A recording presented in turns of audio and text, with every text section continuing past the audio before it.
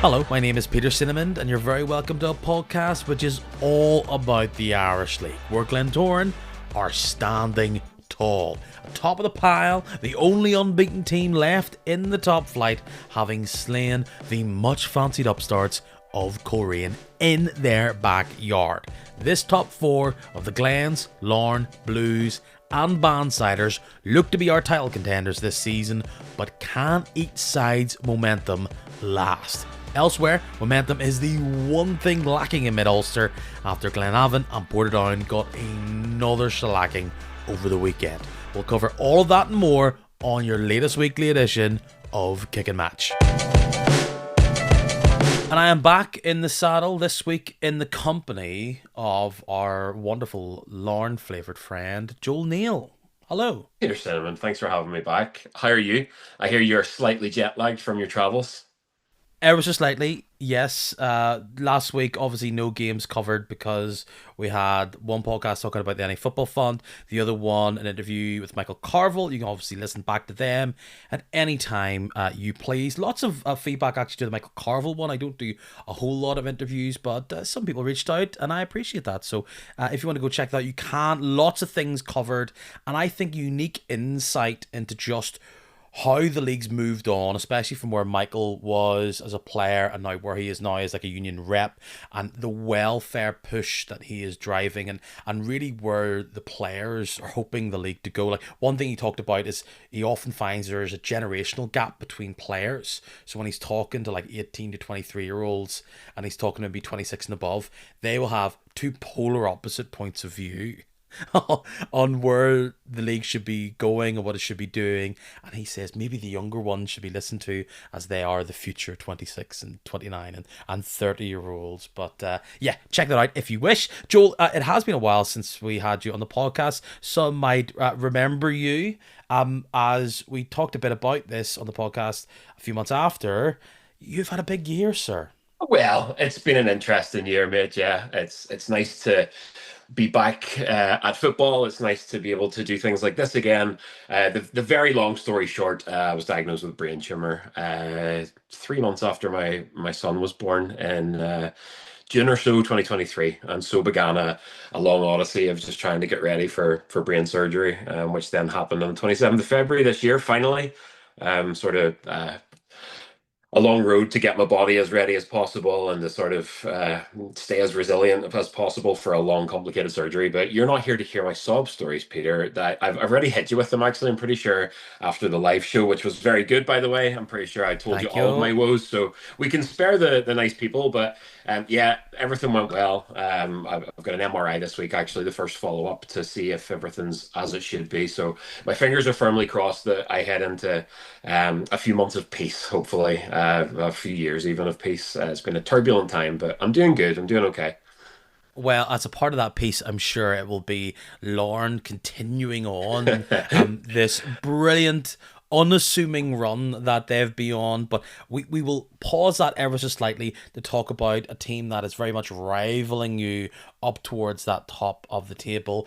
This will very much be about this weekend's games, but I'll be talking a lot about last weekend's game as well, just to kind of bring it all together, cover what I haven't covered. And the team of the fortnight has to be those boys from East Belfast, Glentoran.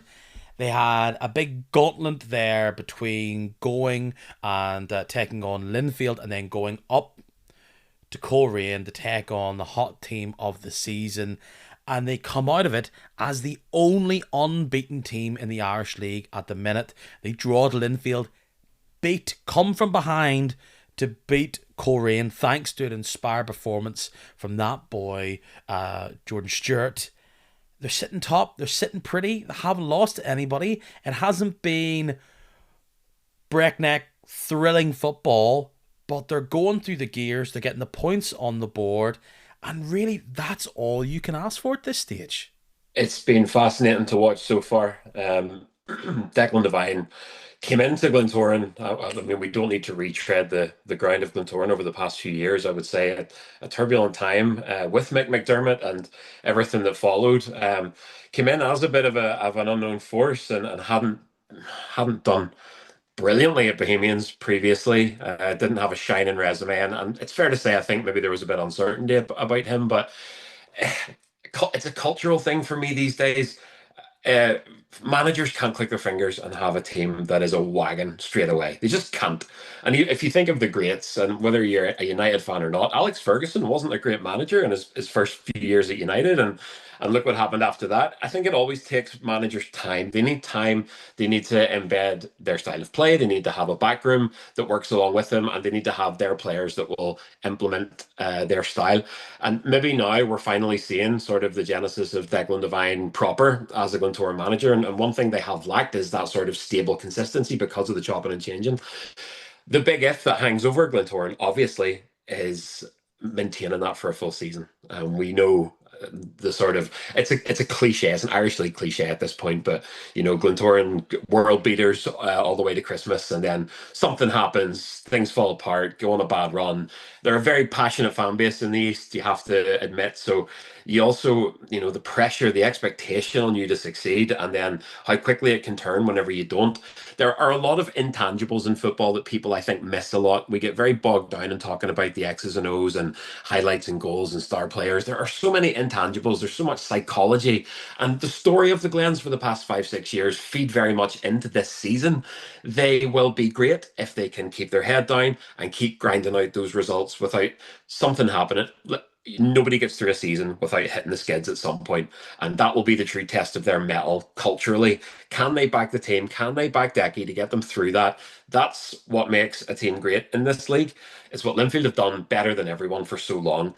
Linfield don't win pretty every week, but they win. They find a way to find a late, ugly goal. They find a way to get greasy points on the road.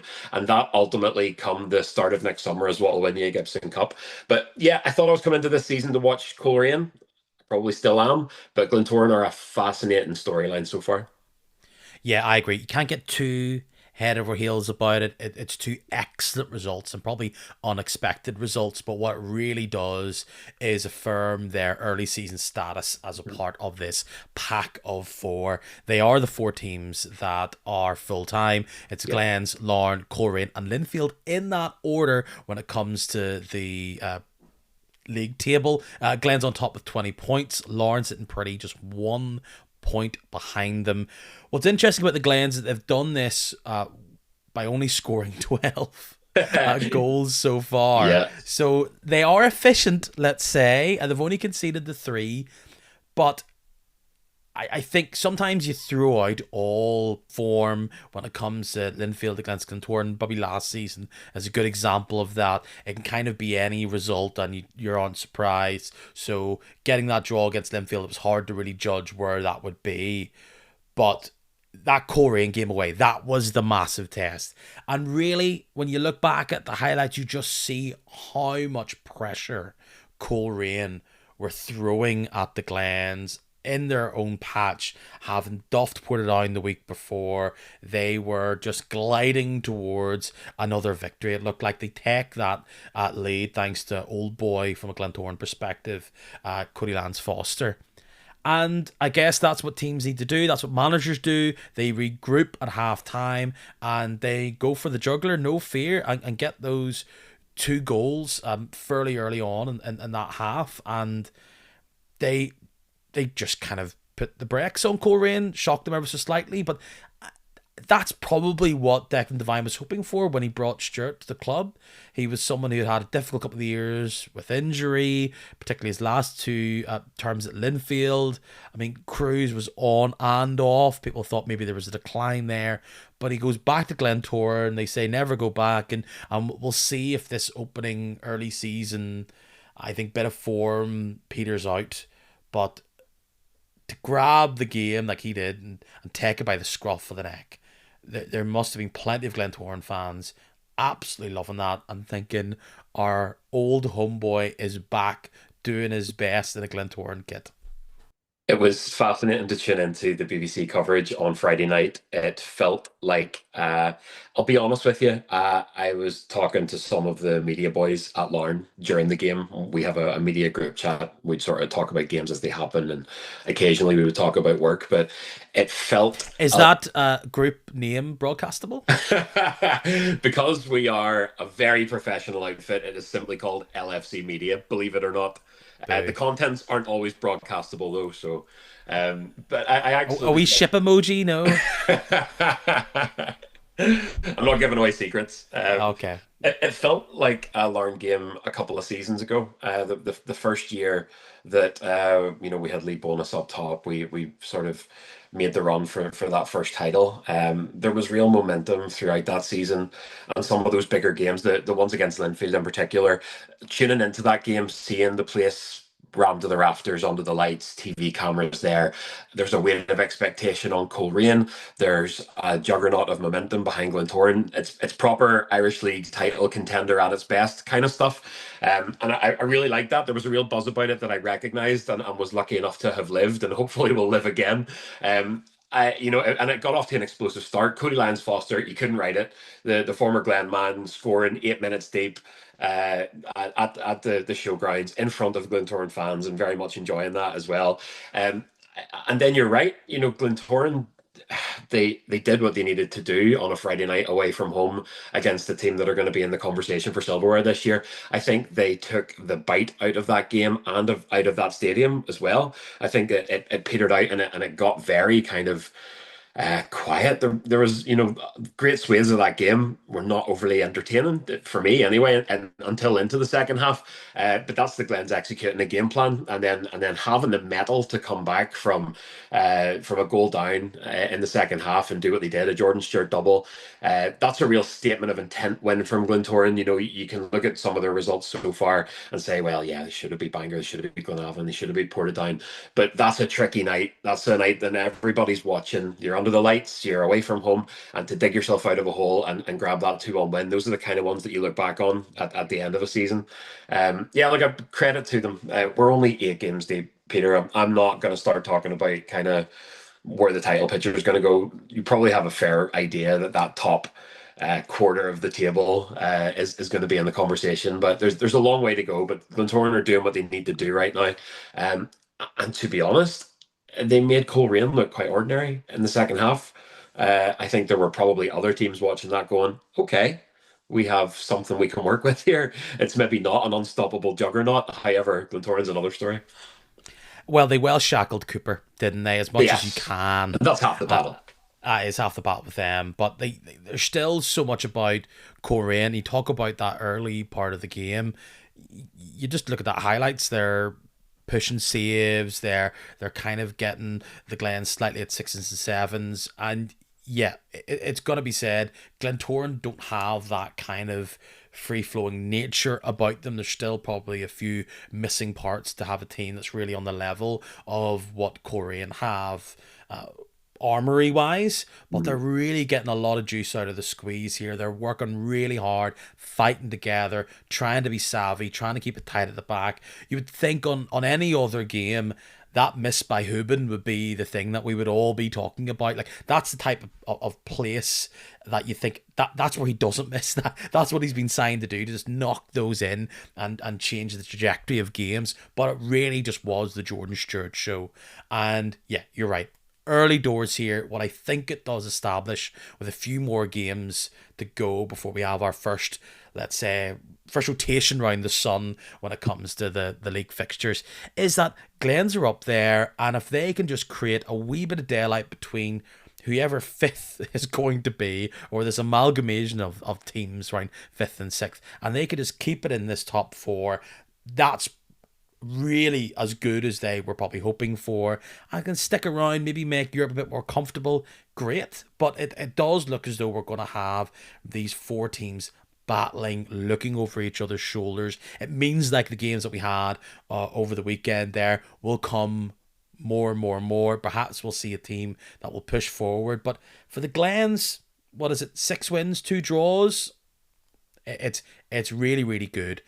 Let's move to Coleraine here.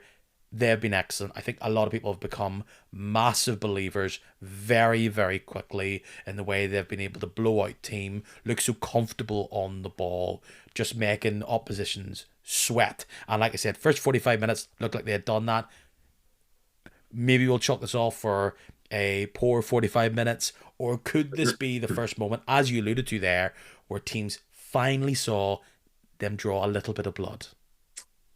Again, I always temper this kind of thing with just how early in the season we are. If I put my Larn tinted shades on for a second, I would love to have had another go at Coleraine on opening day. And maybe, the European situation hadn't been what it was. We were coming in sort of tired in between two legs against Santa Clara in the third qualifying round. And had we another go at that game, I would have been very happy to leave the showgrounds with a point and a Maybe you slim. should have considered asking the game to be moved. Well, I'm not getting into that. But I feel, at the end of the day, we didn't. But I feel like Lauren could have got a point out of opening day. Coleraine moved on then to Cliftonville Solitude and drew. And then you've been on a run of 4 wins of Dungannon, Glenavon, Crusaders, Portadown, games that they should be winning with their lineup, with their budget, etc.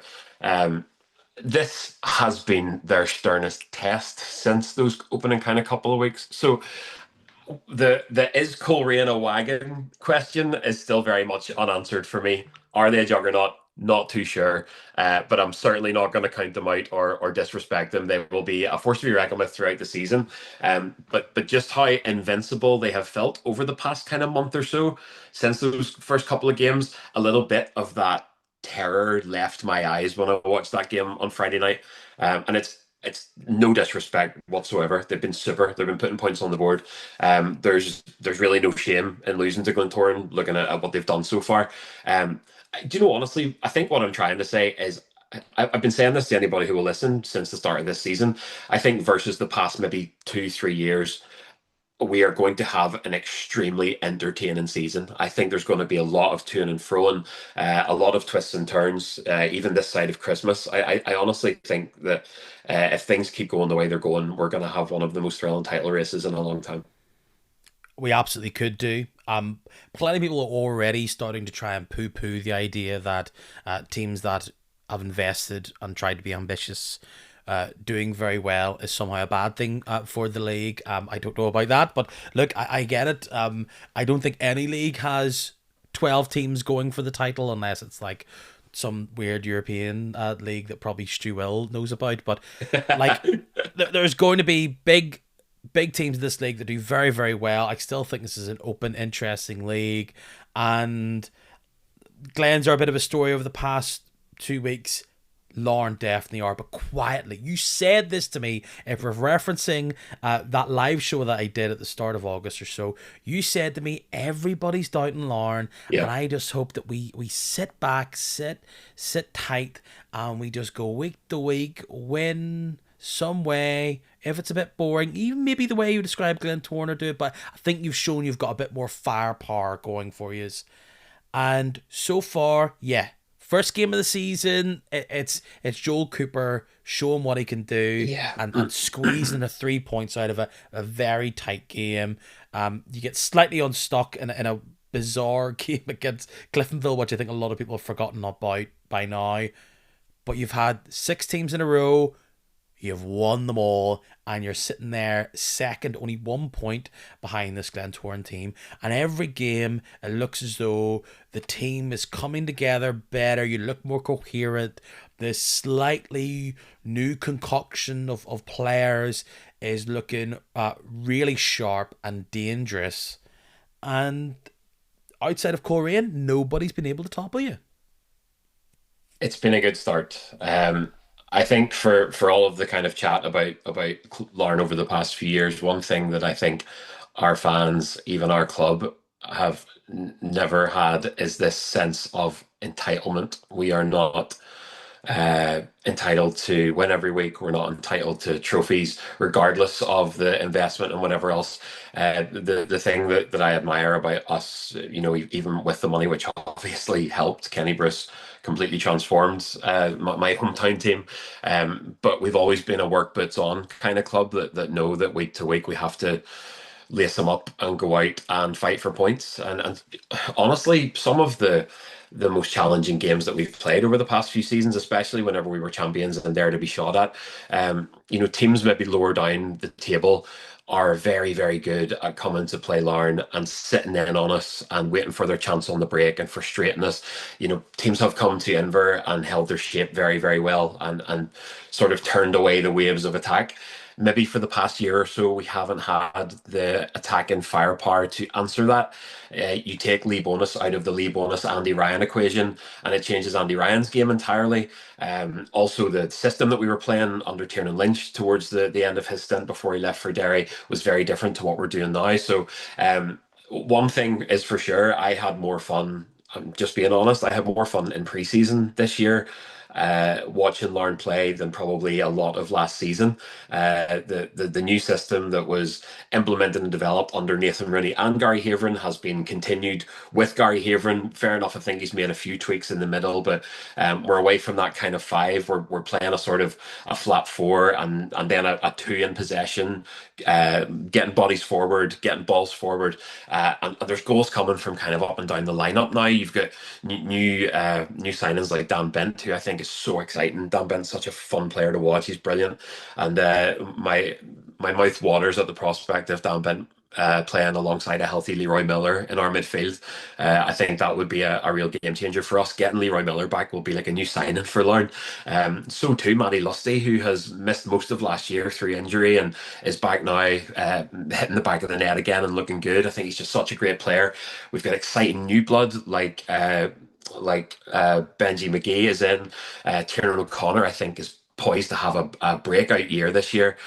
Josh Key obviously is out on loan, but I think maybe just a little bit back in the timeline from where Tiernan's at. But I think he's going to be a real exciting player in the future too. Conor McKendry looks like a new player under this new system. He's pulling the trigger from 25 yards week on week. So it's more that there's variety of attack now as opposed to a singular kind of isolated striker up top. We sorely missed Lee Bonus when he went. He's in this league. I think you miss whenever you've got a big forward who will draw players onto him and create those kind of spaces and have a sort of wily, smaller striker to play off the shoulder of. And I hope anyway that we're finding the antidote to that. But for Larne, it's just about taking every game at a time. We are not entitled to anything. Former glories do not matter anymore. It's a brand new season. Gary Haverin and his background team have been superb. Gary especially from what's been asked of him throughout the transition from Tiernan and obviously Europe last season and into this year. He is just Mr. Larne. He's I don't want to start waxing lyrical or just keeping on talking, but Gaz is fantastic. I love him. I love him, Peter. He's brilliant. I've never known a football manager to be on first name terms with everyone. He's so ingrained in the town because he's from the town. Everybody loves him to bits, and it's a real two-way street. He's just kind of he gets it. He gets the pride and the passion of it all. So I'm just delighted week on week to have seen over the past 7 or 8 weeks what he's done. The manager vacancy does seem to have quieted down when it comes to discussion around the league. I guess while the going's good, that's probably not a bad thing from a fan's perspective. Yeah, look, and I'm talking to you as a fan here. We obviously, I'm not going to pretend we don't have a new ownership, and obviously Kenny has moved on. It's been, seismic changes at Larne Football Club over the past, year or so. But it's maybe no surprise that all those green W's on the board leave things as they are. Keep it ticking on. I honestly, we will see where we go as a club. All I care about right now is that week to week, Gary Haver and his team are doing what's asked of them and doing absolutely fantastically. Well, I think from the outside you can look at it and say that this is a team who look to have removed that malaise, the shackles of whatever it was last season was, and have been able to start this season somewhat afresh. There is a cast here which some of them come in January, some come in during the summer, but it's felt like they've all kind of come together to try and bring what might be, let's say, Larne 2.0 or 3.0 when it comes to this top flight version that we've seen over the past half a decade or so.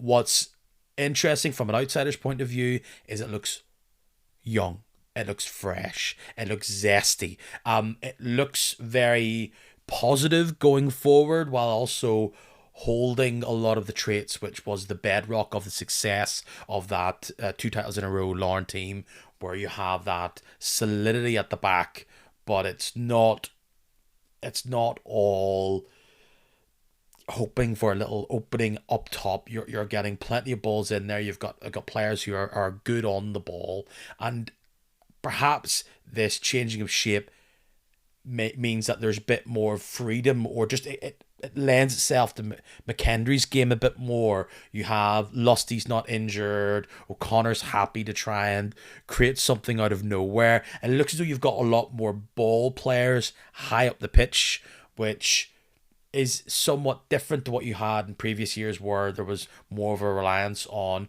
Cosgrove and Ives to get up in those high positions. It's just a slightly different balancing of it all. But you look so solid, and you having to do it in the daylight. I'm sure that must be hard waking up before a PM for a game. What do you mean? Are you talking about the Saturday As in, you've afternoon had you've had you've kickoffs? had to play games on Saturday afternoons. So a lot of other teams do that, but Lorna having to do it a bit more than usual. We heard tell of that. A lot of people used to tell us actually that football happened on Saturday at 3 o'clock. We couldn't believe it, so we thought we'd maybe try it this year and Try it out. see how it went. It'll never catch on, in my opinion. Because last year it was all Sundays and Tuesday nights, but now these Saturday It'll it never it, it, last. it's going all right. Here, look, Carrick started this season really the surprise package, and they've had a bit of a weird couple of weeks here. But I think overall in that game against yourselves, they showed that they can be very sturdy at the back. But they probably just don't have that real quality to be a Dungannon style package that we saw last term, which is probably a good thing overall for that a club that was looking to avoid relegation at all costs. We'll see if they can get a bit of momentum going here, but I think they showed that they can be tricky in that game. Very much so. Carrick had a brilliant start to the season. 9 points on the board in their first three games. I think silenced a lot of doubters early on, and I know if I hark back to the Kick and Match live show, there were doubters in the room about Carrick and what they were going to be this year. It's I'll not use the terms used on the night, but it's an older squad of veterans, let's say. I'd say a lot of love here of the sides from the East Coast Collision here. This is very unique, trying to defend your brethren in Amber. I'm just being fair. No, it's obviously you've got a real special acquisition in Stephen Baxter, someone who knows this league inside out and has done it for a lifetime, and that's going to translate sooner or later. He's someone that knows how to pick up greasy points. He did it at Crusaders as well. I think you're sort of seeing. A bit of Crusaders DNA about this Carrick team in the way that they play. Not only that, but some of the personnel as well. Um, Carrick and Larne especially, I feel that they're one of the fixtures when I see them coming up. I'm like, oh, here we go. Whether it was Sturdy King or whoever, there's always a little bit more bite to those games. They're a team who love to frustrate us, and for me, it's always those teams that come to sit in on us and sit deep, sort of try and trap us out.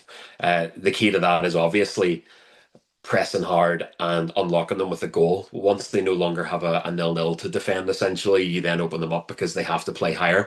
That's always been the key to me. I think we're very, very sturdy and very determined at the weekend. That is a game I'm very happy to come out with 3 points in. The number of times Carrick Rangers have ruined my Christmas on Boxing Day. And we look forward to December again and meeting them again. But no, look, as I say, we are one game at a time. And for last week, Carrick Rangers was the biggest thing in our world. And yeah, happy to get out with the points on the board. Dan Bent, you mentioned there, Big Dan Ben. big top, big Dan Bent. I mean, I was just going to say, and a towering presence there in the midfield in Larne. But you have a couple of these players that are consistently making their way onto the team sheet that perhaps other like fans from other clubs might not know a huge amount about. Tell me about Ridley as well as James Simpson. Matt Ridley was a surprise acquisition for us. He was a Nathan Rooney contact, and was signed in the off season. Obviously, the foundation of championship winning Larne, for my money, was being immensely strong at the back, so stingy. I think we are blessed with for my money, the best goalkeeper in the league in Rowan Ferguson. I think he's an absolutely phenomenal shot stopper. But what he had in front of him in terms of a defence, especially for those two title winning seasons, players like Cian Bolger, who is obviously laid up long term through injury, Sean Munt, who for family reasons has returned to Scotland. The makeup of a successful Larne side starts at the back for me. And Matt Ridley has very quickly endeared himself to Larne fans.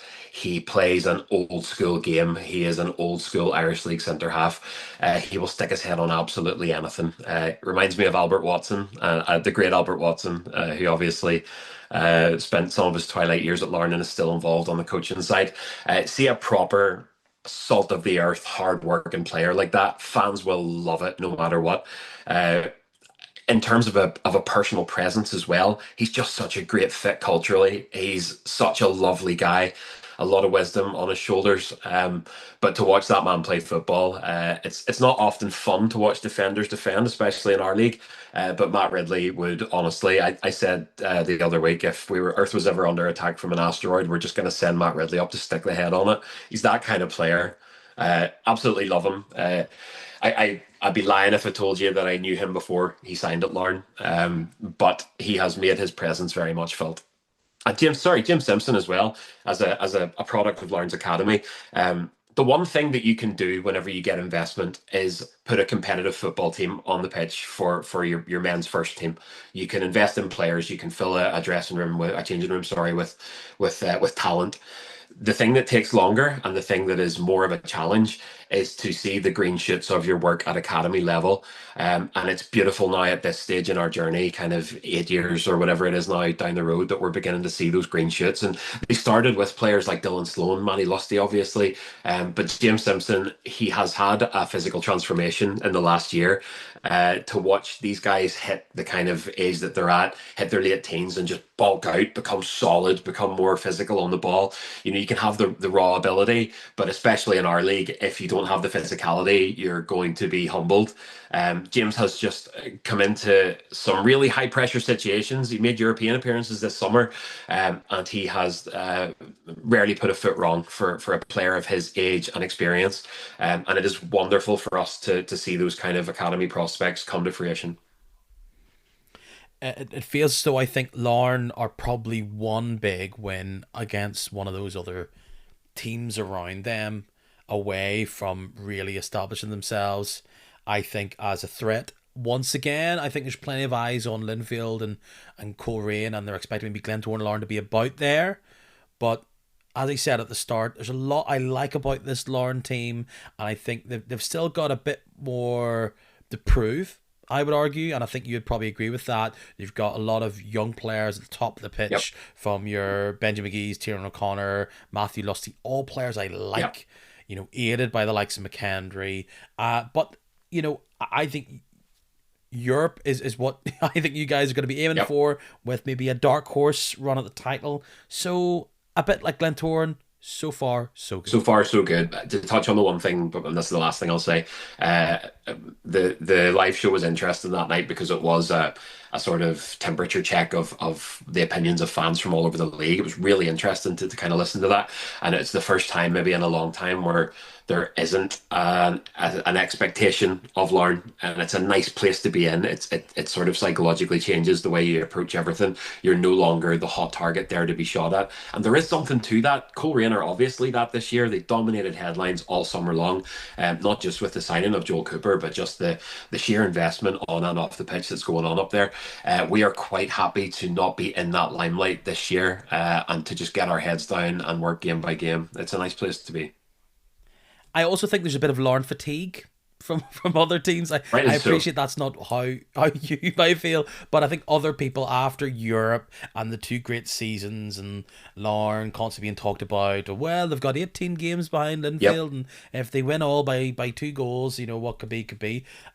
So it's probably been a bit of a head scratcher. People to go, oh yeah, Lauren, yeah. They were almost this kind of this secondhand thought last year for a lot of fans who obviously don't support the men from Inver Park.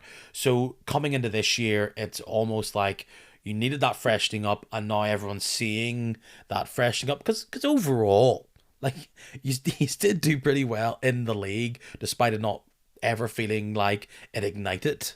So perhaps so far this season they just think, yeah, well, Lauren beat the likes of Carrick and Portadown and Bank, whatever.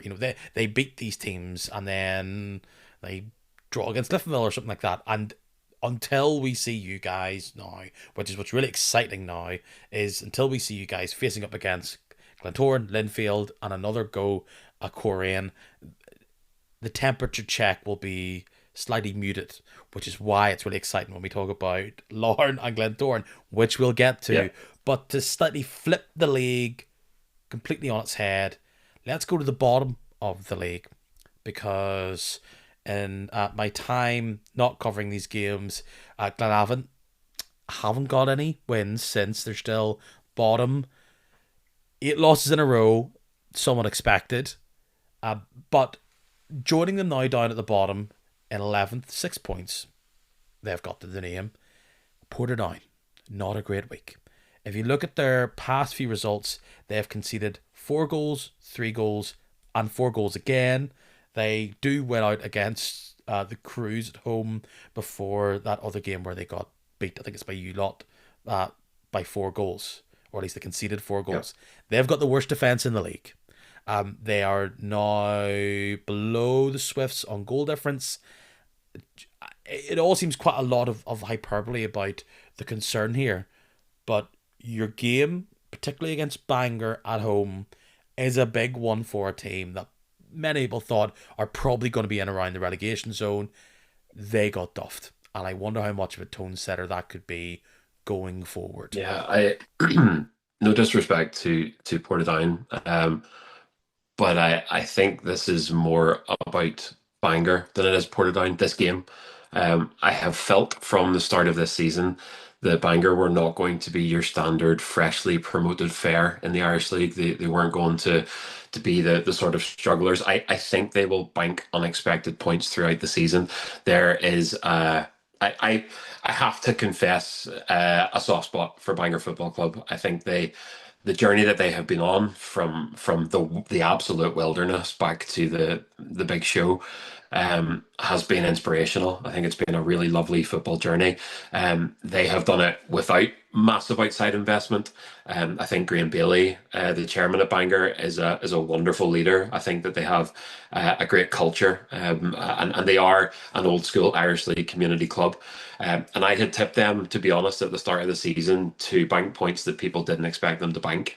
And I think that they will do this. I think that they will do this at various points during the season. I'm not going to say that they're going to push for a European playoff or whatever else. But if you talk to any of them, the modus operandi is survival. It's get established into the league, settle things down, and relearn how to be a Premiership club. I think they've started very well. And we've seen this over the past few years. Teams who have went up have started really strong, and that's been the platform to help them get safety. You go back even to Newry, followed by Loughgall, Portadown last season, and for Bangor, I thought to have any chance of staying up, they very much needed to repeat the trick. And with games like this against a team who had a fairly good season last year when it comes to league position and some big results, I think is huge. You can go and you can shock Cliftonville on the first game of the season at home. You can get, a good result here or there. But I think once you get to kind of late September, these games against Portadown, Glenavons, maybe Carrick Dungannons, those are going to be ones that are really going to impact if you're going to stay in this league or not. And they took a really big scalp and on Friday night, and that just feels like it's really swapped the narrative ever so slightly. You can even maybe talk about that game against Carrick. I don't want to get too much of what's the point really. They were 1 goal up before that incident with Heatley, and then that game Yeah. needing to be paused and abandoned there. they could be sitting looking really pretty. And history tells us that that is a really good position for them to move forward and potentially stay up. So if Bangor is on a really good trajectory, I think that pulls other teams in there. You have the Swifts, who, after a wretched start to the season, are starting to, we'll get into the little bits and pieces of that game, but looking to stabilise ever so slightly. Glenavon haven't got going here, and for Mid-Ulster, this is looking really tough. If we're looking at this section as your first go round, as your first kind of third to a quarter of the season, it really almost couldn't go any worse. But yeah, give credit to Bangor. They Yeah. go out, they take it to Portadown, and last season not a lot of teams were getting points there, particularly teams round the bottom of the division. We had an absolute horror show at Shamrock Park last year. It was not an easy place to go for points. One of my worst days in football happened at Shamrock Park last season. So it's not an easy place to pick up your points regardless of their form. So for Bangor, they keep ticking on, trying to build this little feast of points so that they're not sweating it at the end of the season. I just see the trajectory of a team like Portadown, who many people suggest they were going to be near the bottom. A lot of people within the club felt a bit more bullish. It's only one result, but it does swing them from being, oh, we're on 9 points and this is great, to, oh, here comes some tougher games after getting nothing against Coleraine and Linfield and even Larne, which was expected. But they're the worst defence in the league, and as much as their goal scoring exploits aren't as bad as their Mid-Ulster rivals in Glenavon, it really does set up a massive game in the next while when they eventually face off.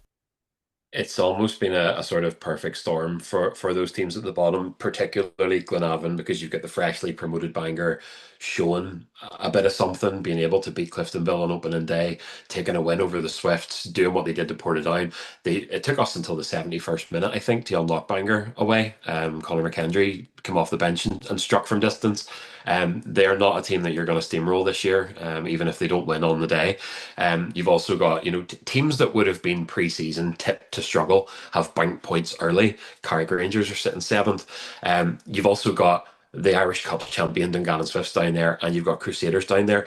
Two teams that you don't expect to continue that kind of form long term. So it's almost like a perfect storm for Glenavon, that the people that they would, or the team, sorry, that they would have maybe expected to be down squabbling and taking points off each other are maybe stronger than they thought. I don't. I'm sure we'll get on to Glenavon, but I don't know what the answer is. It definitely isn't that pink kit that they released against Linfield. I don't know what the question was, but that was not the answer for me. It a little tiny bit darker on the blue, and I think you've got a kit that slaps. I do. It reminds me of like something Inter Miami would put out as the third kit. Oh, Uh, massively.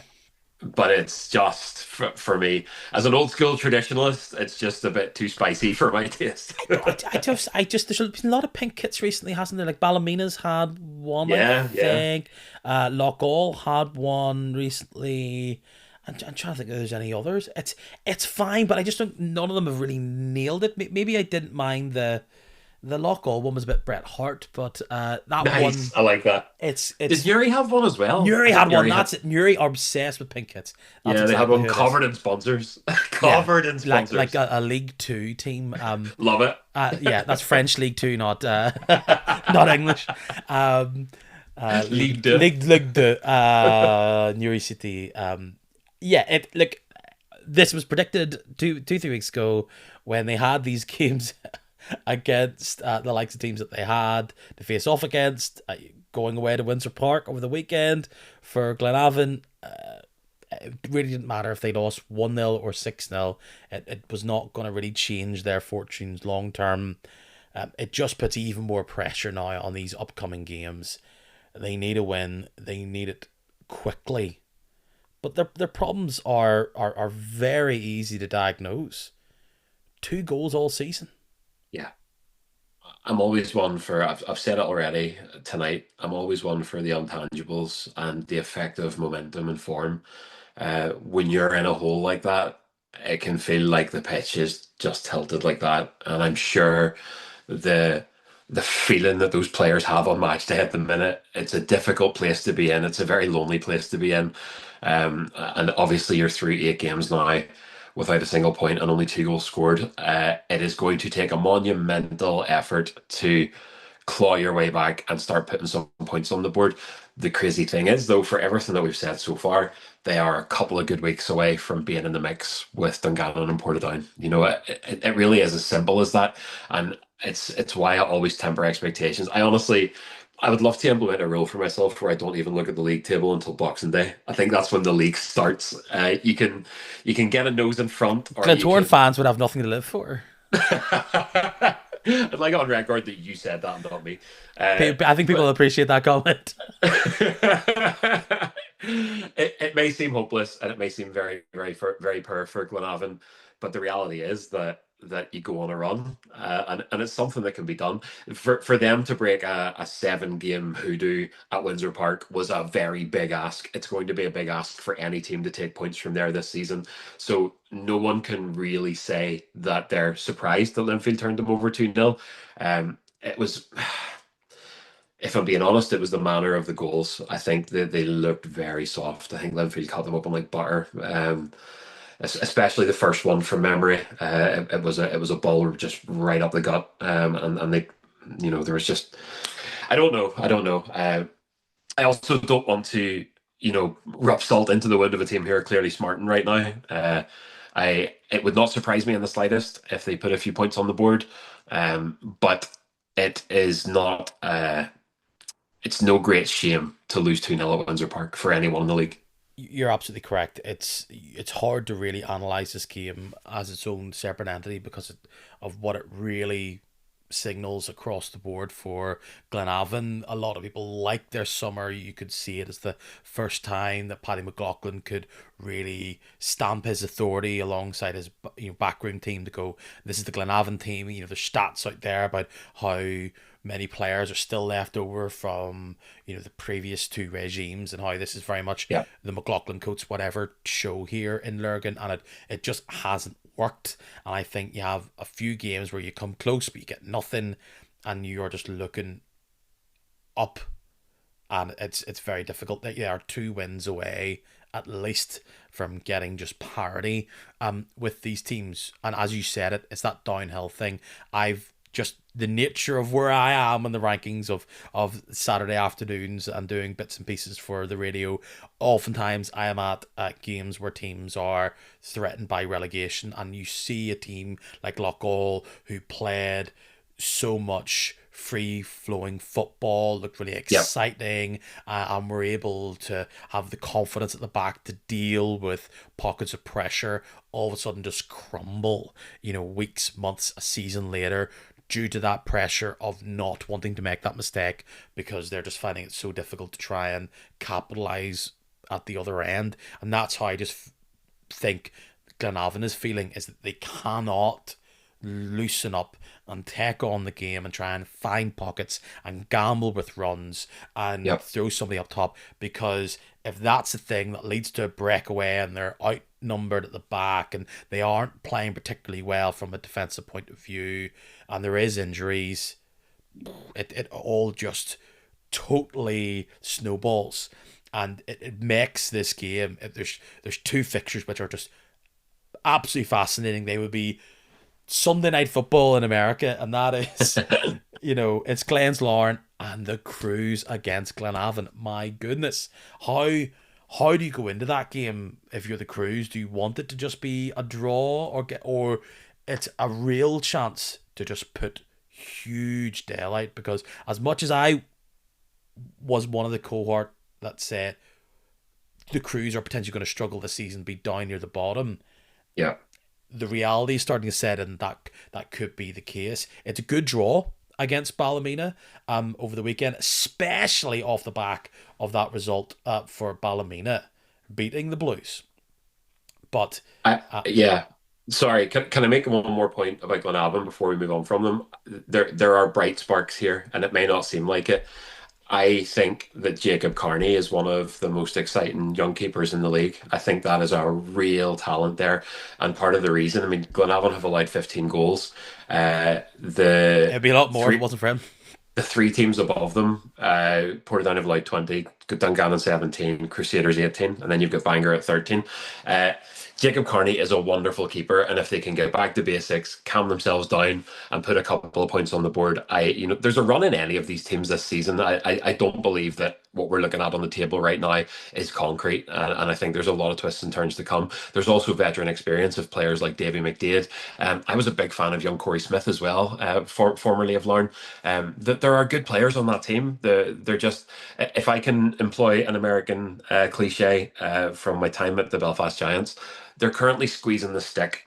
We used to say that if you were chasing a win and you were up against it, the Oh, the players hockey are stick, yeah. squeezing the stick. They're overthinking everything they're doing. They're scared to do the kind of things that they would do with confidence, and it maybe is just a case of I don't know how you do that. There's a reason that sports psychologists exists, and I'm definitely not one. But it just seems like it's almost like the panic has set in, and they're almost expecting themselves to make mistakes. Um, There is a situation where Portadown have 9 points, Dungannon have 9 points, and Crusaders have 10 points mhm. at the end of play on Saturday. It really does just show you that yes, you can always come back, but you're just always teetering on the edge of Yeah, falling further behind. Massive concerns for Glenavon, but the key thing is they've got so much time and it's all in their hands. So they will have to face off and try and not grab the stick as you say, and try and take on a Crusaders side who actually look to like they've had moments, haven't they, of wow, look at these attacking boys, can't they run, pass, move, and really cause problems. And at home where they haven't been particularly impressive, they go up against a Ballymena side who are bursting with confidence from getting the job done against Linfield. And I mean, Crews were doing everything bar sticking it in the back of the net. the highlights for this one are beautiful. They're very funny. There's a very genuine, very Irish League moment. Ballymena's first goal is it's from a set piece, and as opposed to the sort of wall and huddle of players on the left hand side of the box, it's a ball played along the deck. It's just a big through ball into space for that first goal by McCurry. And you can hear on the highlights someone in the homestand go, "Oh my God!" just before the ball's hit. It's just what a tiny moment that makes this league what it is. It was a tough way to start for the Crews. Ballymena definitely coming in with their heads held high. That result against Linfield, I think, pricked the ears up of everyone all over the league. Similar to seeing Coleraine being beaten by the Glens at the weekend. Oh wow, they're not completely immortal and indestructible after all. Um, Crusaders are they're I don't want to say they're suffering the hangover of losing Stephen Baxter, but I simply don't believe that you can move on from such a generational regime and be stable and competitive quickly. It makes me think of Man United. It makes me think of Man United post Ferguson and sort of the turbulence and obviously they've chopped and changed managers an awful lot more than the Crews. Um, and like I go back to at the start of the show tonight, I think what they need is time. They obviously need money too. The thing that would concern me about the Crews is that I feel like they used to say three quarters pro. They're a three quarters professional team, and I think a lot of their business model sort of relied on making Europe. And whenever you're in a spot like they are now, that's not really a guaranteed or a gimme anymore. So where's the money coming from to continue to sort of build? I would probably have I nodded along whenever you were talking about them at the Kick and Match live show at the start of the season. I think that they're a team that could end up in trouble very quickly, but they're still a big question mark for me this season. I don't know what we're going to get out of them. I think they're brave in the way that they are.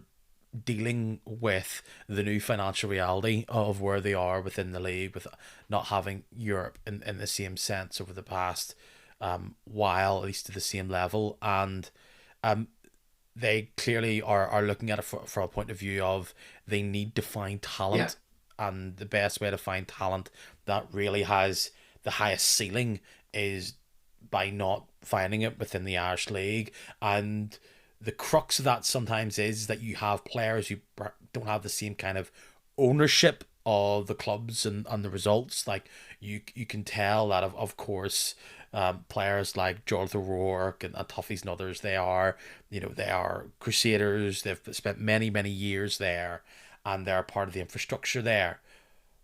And you bring all this attacking talent to try and repeat the Offord and even the Harry Franklin who moved on there, repeat that trick of finding players who have talent that can help them go up the league and even maybe make them a bit of money in the same way that Offer could have if he had been a player that would had signed on to them long term rather than just a loan. And if it works, you look really smart and you look like you're playing some form of money ball. But when you are losing the game in the way they did at the first game of the season to Carrick, Yep. who are filled with all these players with Irish League pedigree and Irish League experience, every man and their dog who's been watching this league for the past 2 decades is saying, "Ha ha! Try and go against the grain, and you will look foolish." So the first one through the wall is always going to take the biggest impact. So as much as I said yes, I was concerned about them, and I could still see moments where they could fall through, and they're not going to be top six. There's also moments in that game against Ballymena where you could see, you know what, there was a lot of play on the ball that I don't see a lot of other teams in that part of the division doing. Thorndyke, for all his critics, was pinging the ball around wonderfully. And, Bryden scored a lot of goals. Maybe a few other players scoring goals would be helpful for the Crews. Button Brooks, Dunlop, they're finding spaces. They still have the likes of O'Rourke coming from deep. And Forsyths, isn't there more than one Forsyth at the minute at the Crews? I don't know if they're playing at the same time at the minute, but I still think at home where they find it tough to not lose against Ballymena, get the Hmm. points, get the confidence. I think that's a good result, especially by the fact that they huffed and puffed, couldn't get anything in. It's a wretched goal to give away at home against It Ballymena, is. where it's just a simple pass and the free kick. Yes, you get somewhat caught, but you just look so Yeah. juvenile in the way that goes in. It's well taken by McCurry. It does take a penalty, but on the balance of it, it looks as though the Crews, not that football's about deserving it, but that point probably deserved, well earned. And Ballymena will think, oh, that's a missed opportunity against one of the poorer Yes. teams in the league. Uh, Again, the upshot for Crusaders is that 6 of their 11 goals scored so far this campaign have been from Fraser Bryden, and he's currently beaten Joel Cooper to the top spot in the scoring chart in the league. I mean, that's a phenomenal young talent to bring over from Scotland. Shoring up at the back and widening their scoring depth will be the key for the Crews to start climbing the table again. I think realistically, bar a cup run, they're probably looking setting their sights on a European playoff spot in terms of trying to do what it is that they do, make money how they've done so well to make money for the past number of years. The ingredients I think are there, but again. We are too early doors for me to make a judgment on them. One final game to talk about, and that's the Swifts getting a huge 3 points against Cliftonville. And it's all kicked off this game from a penalty, which Junior converts. Looks to have had a decent little start or an impactful start in the blue of Dunganna Swifts. But red card for Rory Hale for doing a Suarez. Feels like a very Irish League red card, this. Yeah, look, I don't know if that can fall into the category of taking one for the team. You know those kind of professional cards that you take. Uh, Not 20 minutes into the game, no, though. I think it's a little bit too early. It seems to me like just one of those momentary reactions. You have very little time to think about that. And he obviously takes a chance and it doesn't pay off. It's the kind of mistakes that Cliftonville could really do without this season. Yeah. The sort of disciplinary issues and sort of needless cards. That's really the turning point of that game. To their credit, though, we were following this one along from Inver during our game against Carrick, because obviously Rory Hill being sent off 20 minutes into a game is a headline on any given game day. But for the fact that they managed to claw themselves back into it via Joe Gormley in the 53rd minute, that's before obviously Johnny Addis got sent off pretty late in the day. But right up until that, Cliftonville looked every bit like a team who were going to scrape a point out of that. They were, in the last few minutes especially, absolutely shellacking that Dungannon goal. So it's a credit to Jim Magilton, and it's a credit to the way Cliftonville play that they weren't down and out, even if they had to play the majority of a game with 10 men. Yeah, that is what I think is the most impressive thing from this, is that ultimately Cliftonville did take it to them, and they look to have their moments. They are able to get a goal because Marin does get a goal before half time for them, so they're going in 2 goals down the 10 men in at half time away from home. That's almost, you know, the horse is almost in the stables at that point. It's already done, almost. But they come in, they fight back. Like, I don't play football, but I would have tackled Joe Gormley if there's 3 players around him as That's he easier goes said than forward. So done. yeah, absolutely. Great goal from Joe Gormley, but it also probably shows maybe the lack of confidence that the Swifts back line have, because he breaks 3, he's got 1 or 2 players around him, but none of them are able to stop him there. So yeah, I think it's a excellent result, a well needed result for Dungannon Swifts moving forward.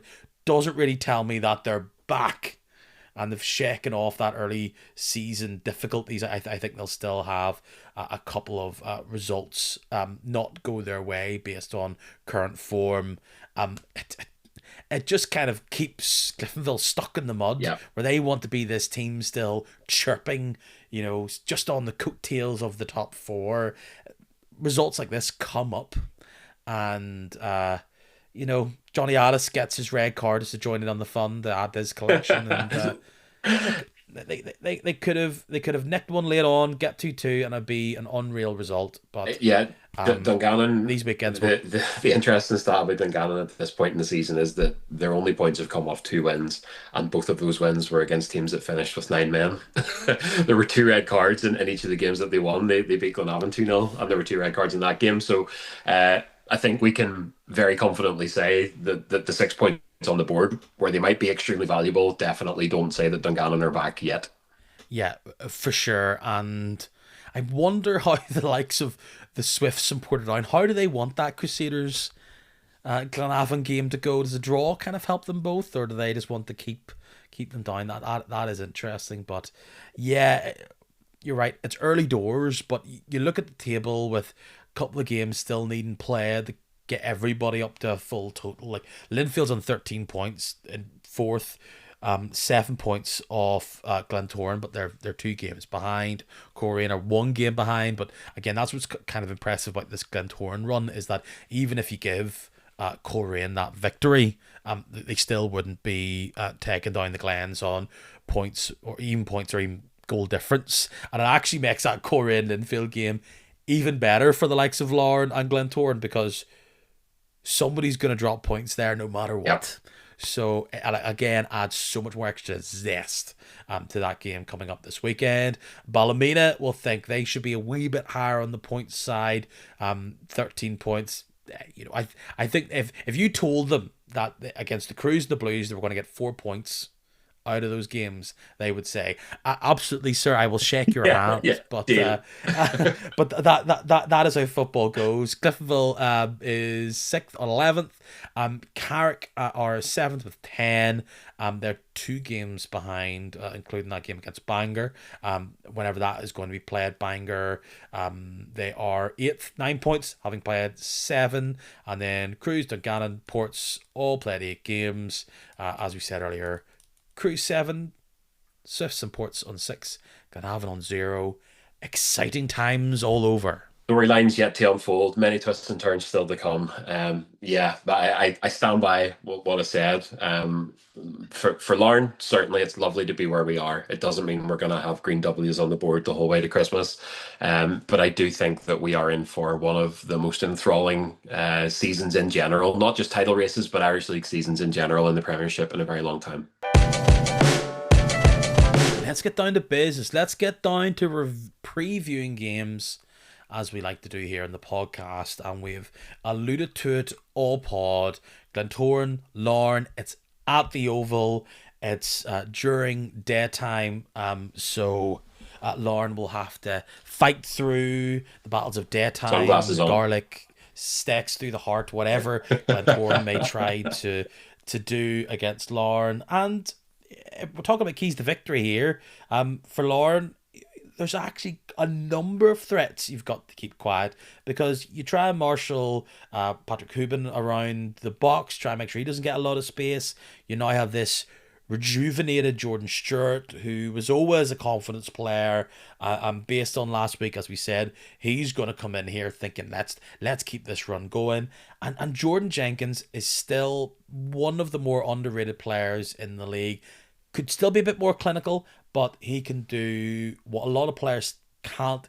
He has speed, he has pure direction, he can take people on one, and that can open up spaces for everybody else. So going away from home, it was always going to be a difficult game for Larne, but there's a bit more heightened energy about it. Gary Haverin said at the weekend in one of his post-match interviews that everybody is absolutely buzzing for this game. That this is the kind of game that you need to get up for.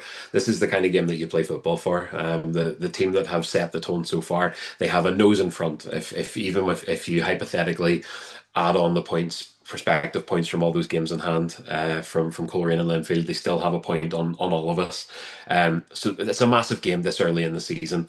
It's the kind of game that I have seen Larne at their best in over the last number of years. I look back to some of the kind of most challenging results and most challenging days out for Larne, even across the two title winning seasons and last year. It's been against those lower league teams who frustrate and sit deep. A proper ding dong between two teams who have confidence and have momentum and are going to go at each other.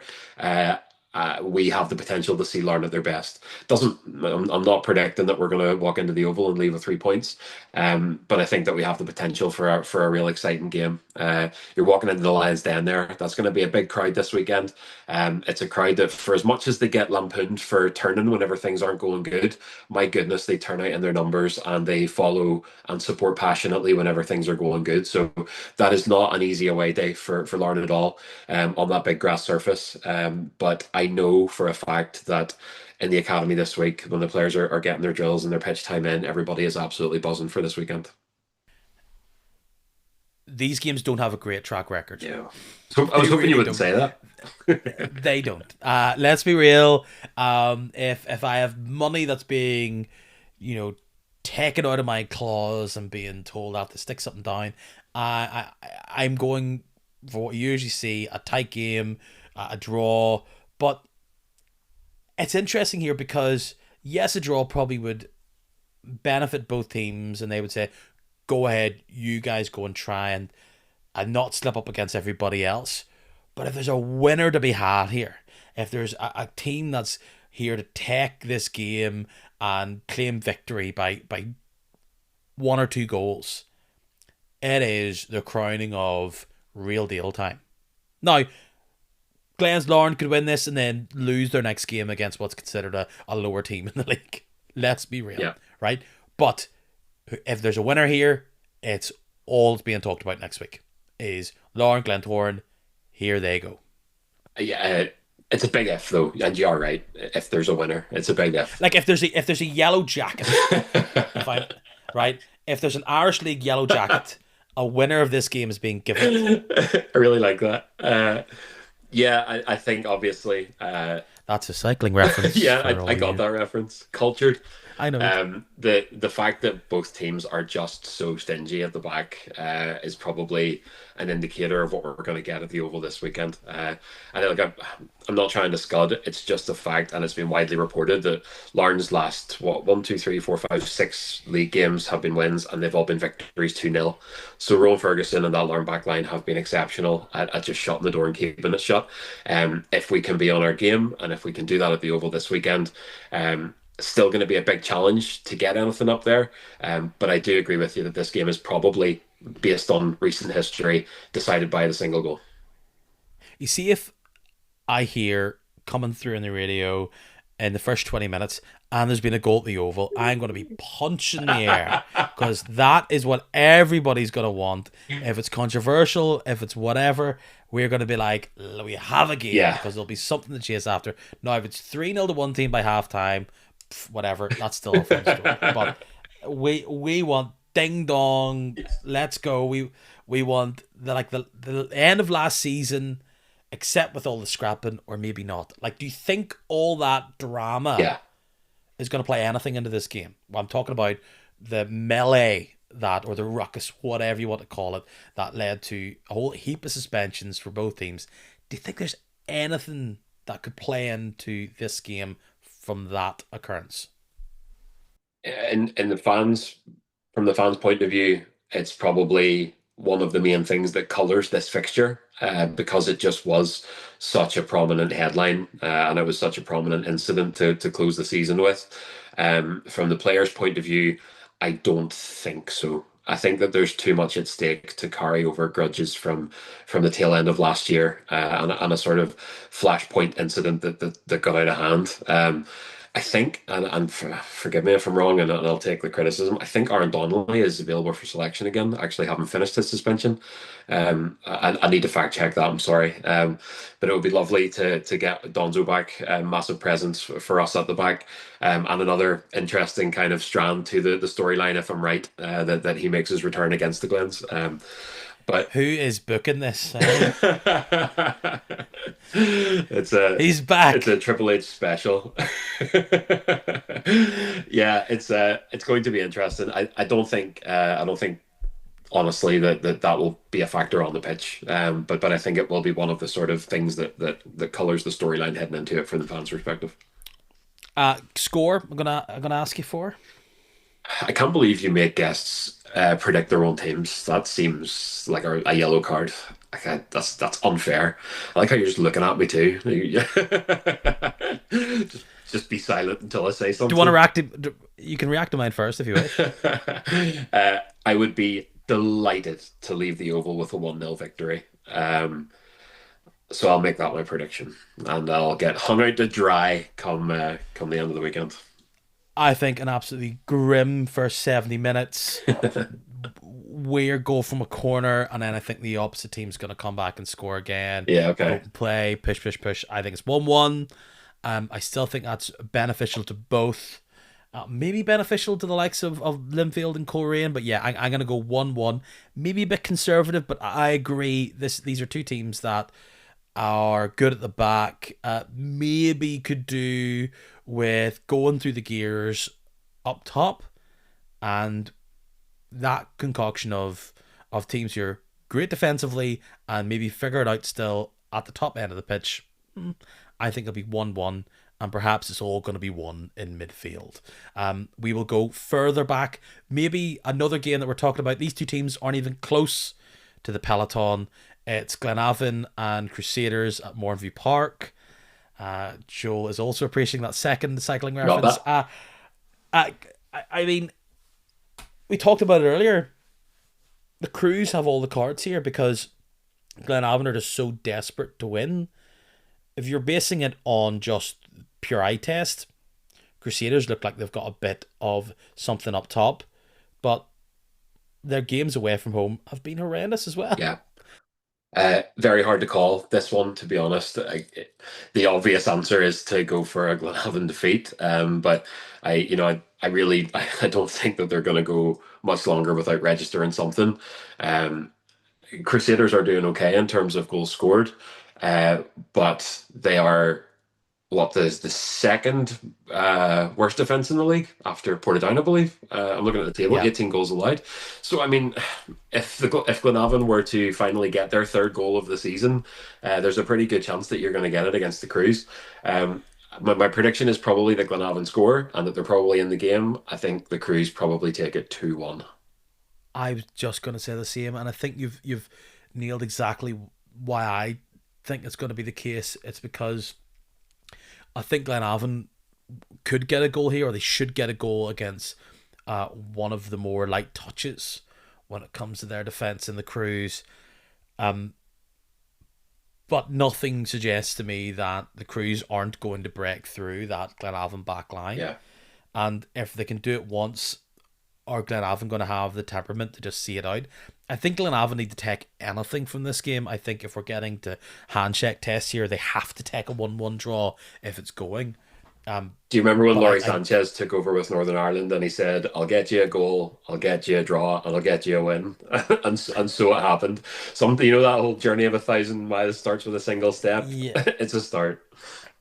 there's a bit of that, but you can't be stepping 1,000 steps backwards towards your own goal as Bryden is tying you in knots. I think Glenavon need to go for this ever so slightly, Yeah, but it's not only the fact that they need a win; they're just giving so much of an advantage to the Crews if they can make this 10 points the difference on them. So when it rains, it pours. Ever so slightly. Like, would I be flabbergasted if this is some sort of 3-1 demolition of the Crews?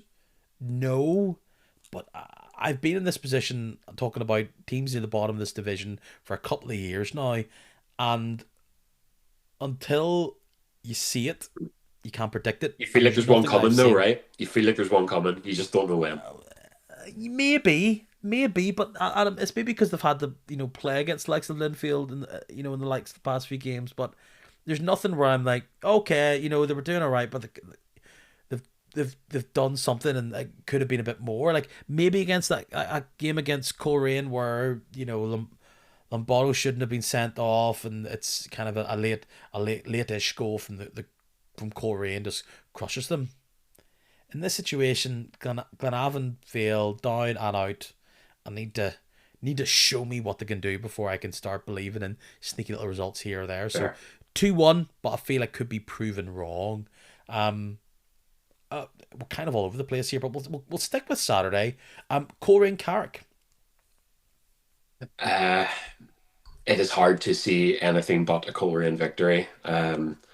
Again, with my own interests, it would be fantastic to see Carrick take a scalp from Coleraine. It would be fantastic to see a draw played at the Coleraine Showgrounds.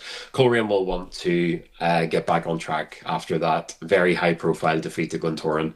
I think they will do it at home on a Saturday afternoon in front of another big crowd.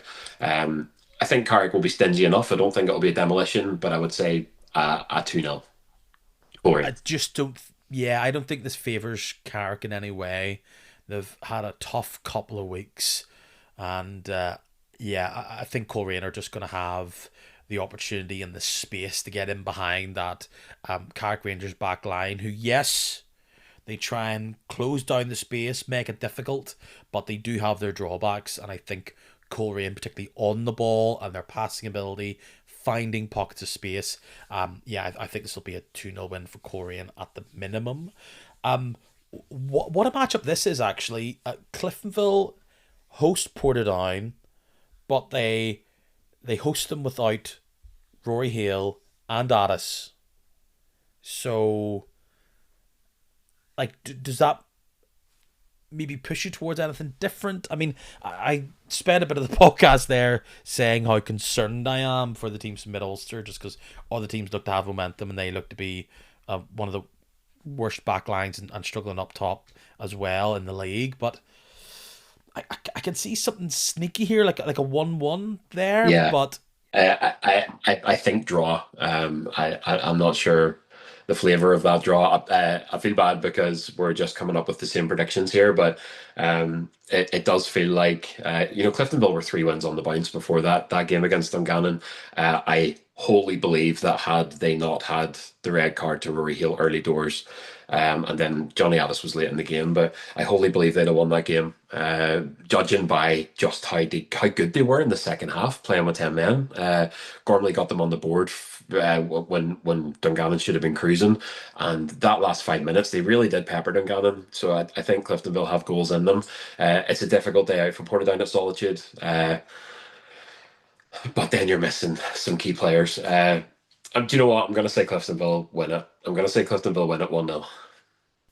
Yeah, I think that's probably the more likely result just based on how poor Portadown have been at the back. But this has kind of been a bit of a back and forward fixture going by last season, and maybe you'll see a bit of a reaction from Portadown. Again, if we're getting into handshake territory, of course Portadown would absolutely take that draw, but I think I need to see some sort of reaction from them there, or I am going to start putting them in that bucket.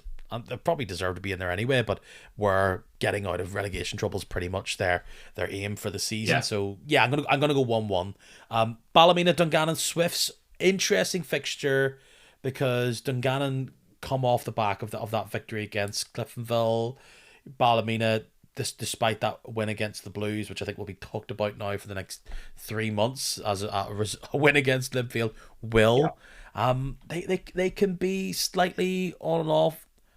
I wouldn't say hot and cold, but they do struggle ever so slightly to get their goals. They work very hard for them, is what I would say. Yeah. Ballymena have had a really weird topsy-turvy season so far. They look like a force to be reckoned with across that opening 3 weeks. Strolled past Glenavon, Portadown, and Bangor without conceding a goal. And then obviously played Larne. That was their first of 3 wins on the trot. That Linfield game, I don't know if you can call it a freak of nature. Anybody that beats Linfield, especially in that manner, it kind of does feel like a freak of nature. Linfield are just that much of an established juggernaut. And then coming off a point at the Cruise, this is probably the hardest to call out of them all, to be honest. Yeah. Dungannon, though, as we said, all of their points have come from playing teams with 9 men, which is not a great track record. Um, the sensible option is a Ballymena win. Ballymena 2-1. Yeah, I kind of think that as well. I'm gonna go 1-0 Ballymena. I think a victory here for Ballymena further establishes their top six push and credentials even this early on in the season. But they've been topsy turvy. I think at home this needs to be them saying, we've got good players and we can make it count on big occasions.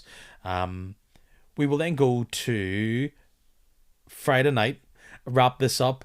Bangor against Linfield. Are we looking forward to potentially the shock of the season? Intriguing game with the BBC cameras in attendance as well. I will be tuning in, looking forward to it. Again, I reiterate my soft spot for Bangor. How cool would it be to see the freshly promoted Bangor take something from Linfield? But we're going with sensible choices tonight, and I think they would be very, very low odds, to be honest. Linfield at Clandy will score a couple of goals. I think Linfield win this 2 or 3-0. Yeah, I agree. I think it could be kind of an early boring goal out of nothing, and I think they'll turn the screw. I often see games where like the likes of Cal McLean is only goal scorer, or it's like Chris Shields and Ewan East to score like that. That's kind of what Linfield dominance usually looks like. It's when the Offords and the Fitzpatricks are got their shooting boots on. That's where it's against maybe the better sides in this division. But yeah, I think unsurprisingly, back Linfield here. They've had a weird couple of weeks, but they will just keep on going on and probably just want to now concentrate on doing the boring stuff in the same way that Glentoran as well as Larne have been up to. But early days, you're right, Joel. We're starting to see a bit more of the storylines emerge. You are very bullish that this is going to be quite an exciting league this year. While all the noise is definitely focused on a bit of the fallout from the NI Football Fund. That's all off the pitch stuff. On the pitch, we hope that the games will keep coming, the action keeps flowing, and we are still going to avoid our first big weather related call off. We're doing okay for now. I'm just back from pure sunshine, so I mean I'm more used to the this weather right now. I'm shivering here in my office. Yeah, we our hearts bleed for you. We have been sitting here under grey skies while you were romping around the parks. So forgive me for not. Zero Irish League tops in Florida. Not one. It's I disappointing. I I thought I saw one. Thought I saw a Glentoran top, and then it was some weird Halloween top with green and red and whatever. So it wasn't. I did see one Bose top. I'll say no. Sorry, Shell's top. I met a bloke in a Shell's top in the queue to Velocicoaster, and I decided to be a big dab on it. And I was like, "Oh, it's the first. That's the first League of Ireland top I've Are you seen." into the That's all football I said. yourself? Are you? Elf. And then he was like, "Oh yeah, you a fan? Not really, but you know, blah blah blah, Irish League. All right, the North. You're a Derry man. No, No, sir. no sir." And then we slagged off Bohemians, and that was great. Yeah, I was gonna say it would be no surprise whatsoever to see a Bose top, seeing as they are now global fashion. Yeah, that's true. So no Bose tops, but there was that he was wearing the brand new Shells top, the Fair one that play Linfield to got beaten. So that was it. That was the crack. Zero Irish leaguing, just me eating Chick-fil-A and having a good old Halloween time. Like I was sitting there watching the Linfield Ballymena game and result come through while I was waiting in a queue at Halloween Horror Nights. So that was my so Linfield fans were having a spooky time, and I was about to have a rather spooky time. So yes, sorry I was away, but you know, We're glad to have you back. Everything feels normal boys again. boys got to sleep. Joel, hopefully the next time I have you on, it will be sooner than the last time I had you on. Always a pleasure. Super positive, super knowledgeable, and yes, all the best. And I'll chat to you soon. No, listen, I appreciate the time and big round of applause for Kick a Match. I've said to you off the screen as well, I love what you're doing in this kind of space. It's great to have something so well produced going out on a regular basis, and people need to listen and support. It's a homegrown grassroots kind of league, regardless of the money pumped into it, and it's kind of like the best kept secret sometimes. So if you're an Irish League fan, consume its media, get involved, engage, and come to the live podcast as well. But fair play to you, the Aye. boys. Flattery will get you everywhere. Go and grab that stick somewhere. Cheerio.